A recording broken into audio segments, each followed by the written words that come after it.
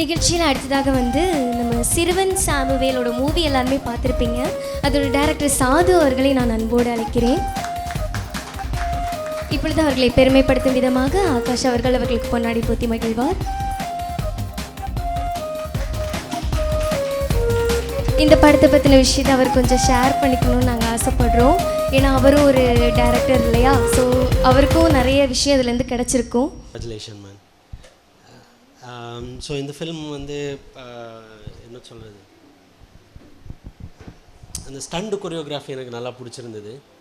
அந்த கலரி ஃபைட் மாதிரி ஃபஸ்ட்டில் ஒரு சீக்வன்ஸ் இருந்தது.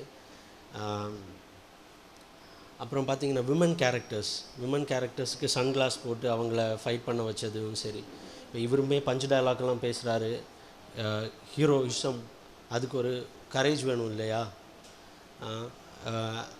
அதுக்கு ஈக்குவலண்ட்டாக விமன் கேரக்டர்ஸ், அப்புறம் வில்லன் கேரக்டர்ஸ். ஸோ இந்த மாதிரி விஷயங்கள் வந்து ஒரு கவனத்துக்குள்ளாக வந்தது. அப்புறம் ஒரு ஃபில்மை வந்து ஒரு பெரிய டீம் ஆர்கனைஸ் பண்ணி எக்ஸிக்யூட் பண்ணுறது ஒரு பெரிய டஃப்பான ஜாபு. ஸோ அதை பார்க்கும்போது தெரியுது இதுக்கு பின்னாடி எவ்வளோ உழைப்பு இருக்குதுன்னு. இங்கே நிறைய கலைஞர்கள் இருக்கிறாங்க.